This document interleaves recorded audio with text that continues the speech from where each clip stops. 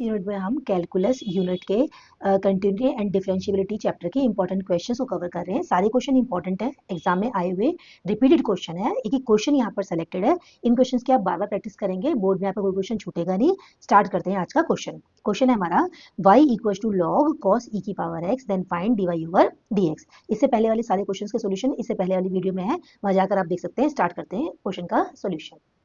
सबसे पहले हम लिखेंगे taking derivative of both side with respect to x। जो हमें दिया हुआ है इसका दोनों तरफ हम डेरिवेटिव लेंगे, तो dy over dx equals to d over dx log cos e की पावर x। अब यहाँ पर जो डेरिवेटिव होगा वो चेन रूल के अकॉर्डिंग होगा, यानी कि पहले log का होगा, फिर cos का होगा और फिर e की पावर x का। तो डेरिवेट जो होता है, डेरिवेटिव log x का, ये होता है हमारा 1 अपॉन x। तो इस फॉर्मूले के अकॉर्डिंग जो भी वैल्यू यहाँ होती है वो अपॉन में आनी होती है, इसे हम यहाँ पर यूज करेंगे।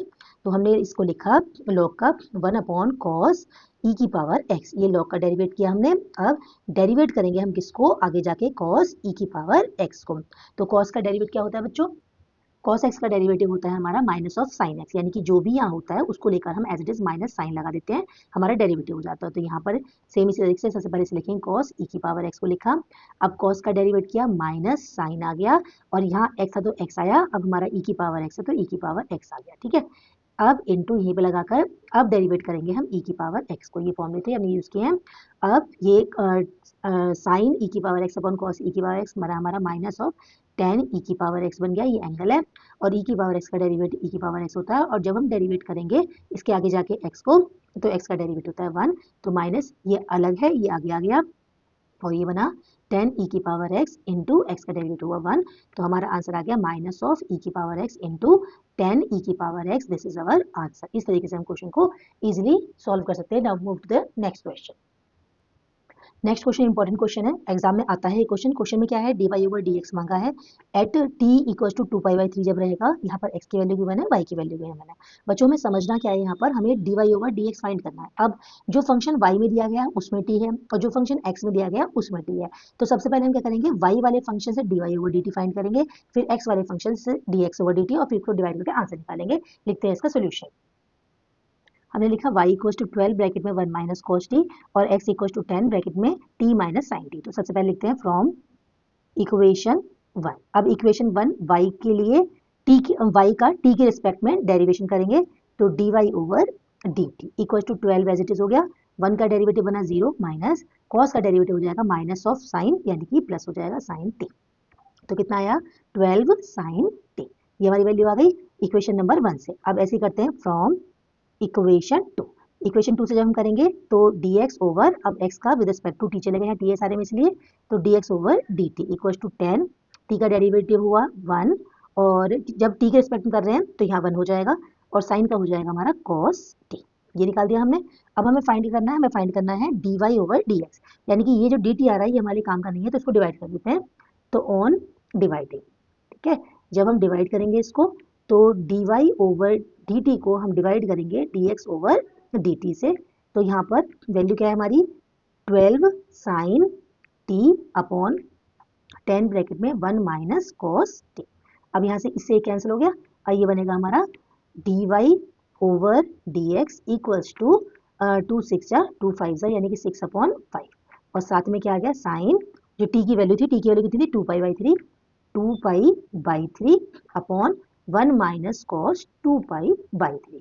अब बच्चों अब हमारा मेन काम क्या है, अब हमारा काम है कि हम साइन 2π/3 और कॉस 2π/3 की वैल्यू फाइंड करेंगे, यहाँ पर पुट करेंगे, और जो भी आएगा वो हमारा फाइनल आंसर होगा। तो जो साइन 2π/3 की वैल्यू के लिए हमने लिखा साइन 2 पाई की वैल्यू 180 डिग्री बाई 3, कैंसिल करेंगे 60 आ जाएगा। फिर जब हम मल्टीप्लाई करेंगे तो बनेगा साइन 120 डिग्री। अब साइन 120 मतलब sine 90 degree plus 30 degree. Sine 90 plus theta होता है cos 30, तो cos 30 की वैल्यू आ गई हमारी √3/2। इस तरीके से साइन 2π/3 की वैल्यू बनी √3/2। अब यहाँ आते हैं cos 2 into 160 degree by 3, cancel करेंगे 60 आ जाएगा। ये बना हमारा cos 120 डिग्री। जब इसको लिखेंगे हम cos 90 डिग्री प्लस 30 डिग्री, ये होता है हमारा माइनस ऑफ साइन 30, साइन 30 की वैल्यू -1/2, ठीक है। अब ये दोनों वैल्यूज को हम यहाँ पुट करेंगे और हमारा फाइनल आंसर जाएगा। तो therefore dy over dx equal to 6 upon 5 into sine 2π/3 की वैल्यू कितनी निकाली हमने √3/2, नीचे 1 माइनस, और इसकी वैल्यू आई 1/2, तो ये बनेगा 1/2, ठीक है, माइनस से प्लस हो जाएगा। अब ये आएगा हमारे पास 6/5 इंटू 3/2, 1 प्लस 1/2, ये बना 3/2, 2 से 2 यहाँ कैंसिल हो गया। अब 3 से 3 2 जाए कैंसिल हो जाएगा, आंसर आ गया हमारा 2√3/5। This is our final answer. अब now move to the next question. Next question हमारा फाइंड करना है dy/dx at x equals to 1 y equals to π/4 if sin square y plus cos x y equals to k। बच्चों important question है, ये exam में हाल फिलहाल में आया था, लास्ट ईयर के जो 4 सेट होते हैं उन सेट में से एक सेट के अंदर ये क्वेश्चन था। स्टार्ट करते हैं इसका सोल्यूशन हम। क्वेश्चन में गिवन है sin square y plus cos x y equals to k। बच्चे बहुत ध्यान देखना है, तो सबसे पहले हम करेंगे taking derivative with respect to x, ठीक है। अब यहाँ पर हम कर रहे हैं y के लिए, तो सबसे पहले पावर का होगा, तो पावर आ जाएगी 2, फिर साइन 2 माइनस 1 हो जाएगा यानी कि 1, साइन y आ गया, पावर का हो गया। अब डेरिवेट करेंगे हम, विद रिस्पेक्ट टू x कर रहे हैं इसलिए अब ये डेरिवेट होगा हमारा साइन y का, पावर का हम कर चुके हैं, पावर आगे आ गई, अब साइन y का होना है। अब प्लस कॉस का डेरिवेटिव क्या होता है बच्चों, माइनस ऑफ साइन, ठीक है। अब एक्स वाई जो भी एंगल है एज आ गया।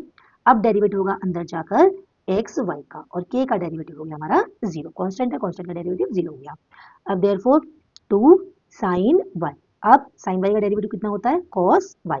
अब बच्चों वाई का कितना हो जाएगा, d y over d x हो गया कंप्लीट। अब माइनस साइन एक्स वाई। अब बच्चों यहाँ पर जो है प्रोडक्ट रूल लगेगा, यानी कि एक्स का डेरिवेटिव छोड़ दिया, मतलब एक्स को छोड़ दिया, वाई का derivative d y over d x plus y को छोड़ेंगे और एक्स का डेरिवेटिव जो करेंगे तो d x over d x आएगा, तो ये वैल्यू 1 ही आ जाएगी, तो इसे 1 ही लिख देते हैं, ठीक है, इक्वल टू 0।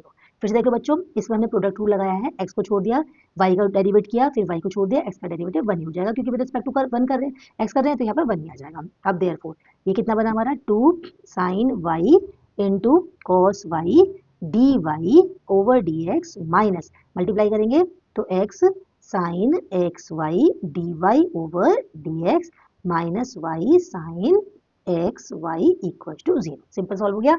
अब यहाँ से d y over d x इन दोनों में से कॉमन है, तो अंदर कितना आएगा बच्चों, d y over d x. अंदर से ये जो है 2 साइन वाई कॉस वाई, ये होता है फॉर्मूला साइन 2y का, साइन 2y को जब खोलेंगे तो 2 साइन वाई कॉस वाई होता है, फॉर्मूला लगा दिया, minus x sine x y bracket close equal to, ये नेगेटिव साइन में इधर जाके पॉजिटिव हो जाएगा, वाई साइन एक्स वाई, ठीक है बच्चों। अब क्या बना, ये d y over d x equal to y sine x y upon sine 2y minus x sine x y. Simple solve कर दिया। अब हम इस पर लगा देते हैं कंडीशन। कंडीशन क्या है कि at x equal to 1 y equal to π/4। अब बच्चों सोचने वाली बात क्या है, x इक्वल टू 1 से फर्क नहीं पड़ेगा, मतलब जैसे हम dy ओवर dx लिखेंगे, ठीक है। अब हमने यहाँ पे लिखा 1, तो 1 इंटू वाई तो y आ गया। अब यहाँ 2y तो एज इट इज, यहाँ पर 1 इंटू वाई तो y आ गया, यानी कि y की वैल्यू जहाँ जहाँ है वहाँ पर हम लगाते हैं। सबसे पहले आया π/4 इंटू, यहाँ पर हम लिखा 1, फिर π/4, तो कितना है साइन π/4, और साइन π/4 जो होता है साइन π/4, इसका मतलब साइन 45 डिग्री, और उसकी वैल्यू होती है 1/√2। तो हमने वैल्यू लगा दी 1/√2, नीचे आए, यहाँ पर लिखा साइन, फिर 2 y की वैल्यू वही π/4 लगाई, माइनस x की वैल्यू 1 है, 1 से मल्टीप्लाई होगी ये आ जाएगा, तो साइन एक्स वाई 1 की मल्टीप्लाई y से यानी कि π/4 से होगी, तो वही हमारा π/4 आ गया, ठीक है। अब बच्चों ये बना हमारा π/4√2, इतना हो गया। इसके बाद यहाँ से कैंसिल हो गया, π/2, साइन π/2 की वैल्यू होती है साइन 90 की वैल्यू 1 होती है, माइनस फिर यहाँ पर 1/√2। अब कितना बना ये, π/4√2, एलसीएम लेके नीचे सॉल्व करेंगे तो √2 माइनस 1/√2, √2 से √2 कैंसिल हो गया, तो वैल्यू हो गई हमारी π/4 ब्रैकेट में √2 minus 1। This is our final answer. Important question है, बार बार प्रैक्टिस करेंगे। अब अगले क्वेश्चन के लिए हम अगली वीडियो में लेके, तब तक के लिए टेक केयर।